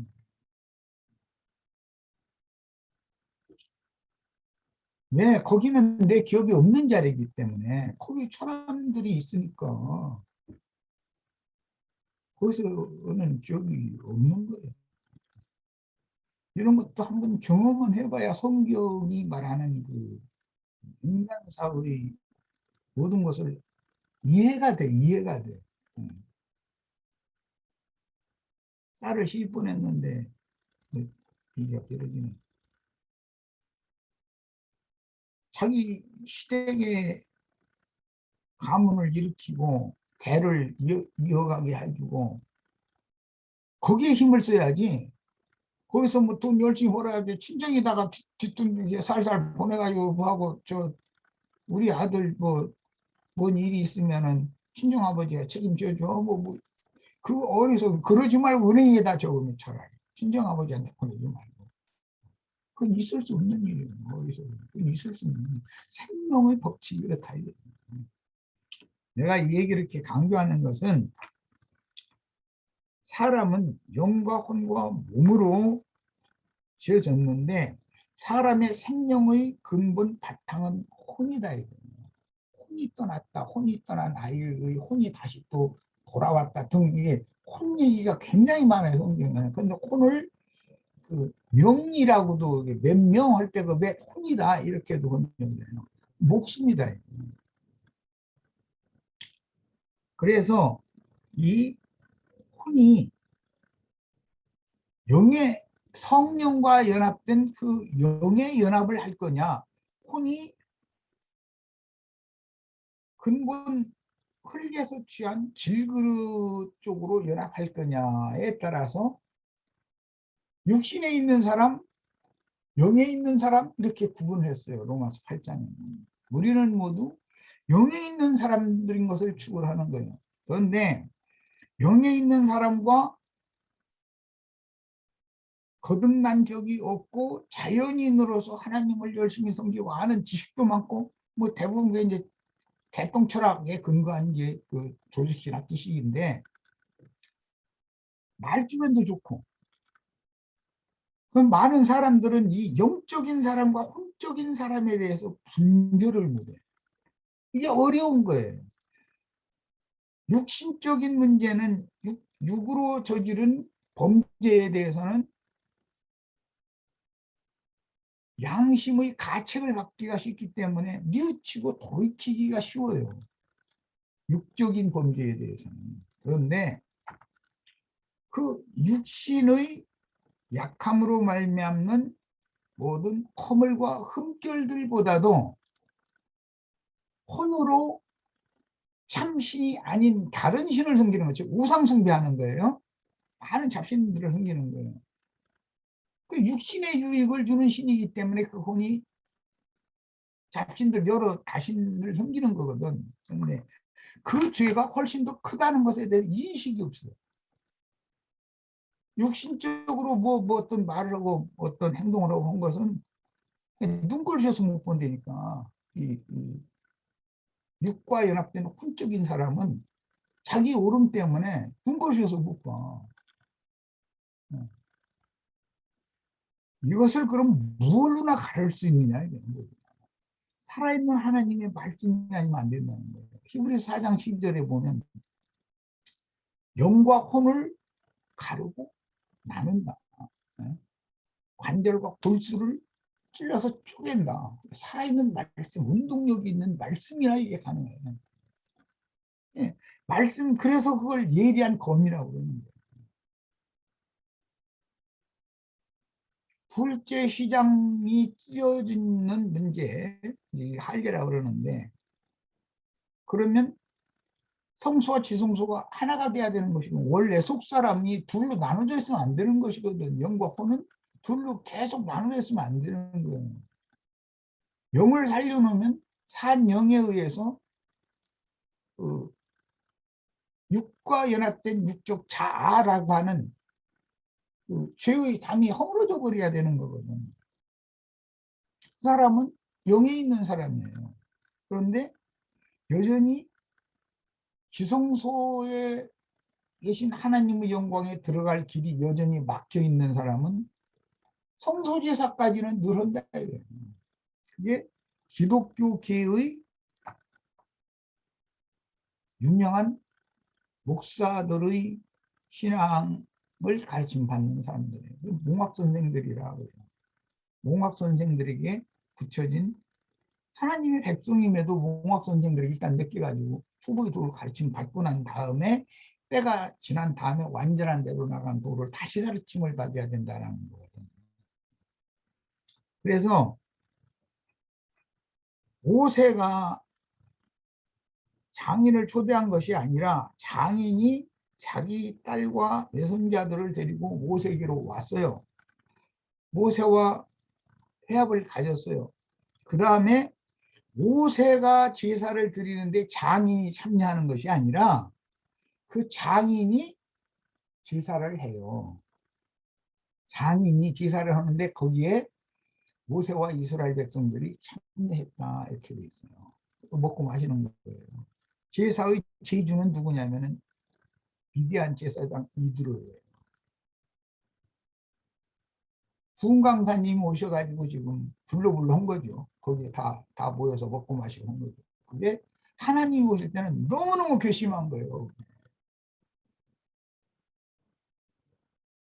참 하나님을 섬기는 게 아니고 왜 제사장이 다른 사람이니까. 이드로의 제사에 참여하는 것은 나중에 아까 이제 우리 김혜자장님 그 얘기했는데 모압 발락이 저 유브라데 강변 사람 그 부돌 사람 발락을 초빙을 해서 훈광사 보신 거죠. 그냥 말 잘했겠죠. 발람을 초대를 했어요. 모압 발락이 그 부돌 사람 거짓 선자 발람을 이제 초빙을 해가지고 축복의 그 붕해를 이제 뭐 3일 동안 한 거죠. 3일 동안 이제 붕해한 거죠. 그랬는데 그 결과 뭐냐면 모압의 신을 섬기는 몰록신이 그 우상 제사에 이스라엘 장로들을 초빙을 해가지고 그 제사에 참여하게 하는 것으로 이제 발전이 되게 되었습니다. 이런 것은 어마어마한 모욕이 되는 거예요. 유명하다는 설교 잘하는 사람 초빙해가지고 그 사람이 와가지고 자기 신에게 제사하는 거잖아요. 자기 사상을 전하는 거잖아요. 자기의 신학을 전하는 거예요. 그럼 그것을 우리는 영적인 사람들은 분별을 해서 드려야 되고 거기에 동참해서 참여하고 그 음식을 먹으면 안 되는 거예요. 우상에게 드려진 제물을 먹으면 되겠어요? 그 음식 먹으면 안 되죠. 뭐 어차피 제사를 드리기 위해서 제물을 잡으면 그 제사에 참석한 사람들이 먹는 건데 그 무슨 말이겠냐. 그걸 먹고 마시면 하나님이 이것이 육적으로 이스라엘이 연약한 육신 때문에 뭐 어떻게 해서 넘어지고 뭐 그런 죄보다도 우상 숭배에 참여하는 죄가 훨씬 더 크다라는 것을 인식을 오늘 꼭 하시기를 바랍니다. 이 얘기를 꼭 하고 싶어가지고 오늘 시간을 이렇게 드리는 거예요. 네, 마치겠습니다. 우리 형제 자매님들은 영적인 것과 혼적인 것을 잘 분별하셔야 돼요. 누구의 가르침을 할 때는 분별을 하면서 그거에 참여를 할 건지 그걸 거부할 건지 그걸 정확하게 해야 되는 것이고 네, 마치겠습니다.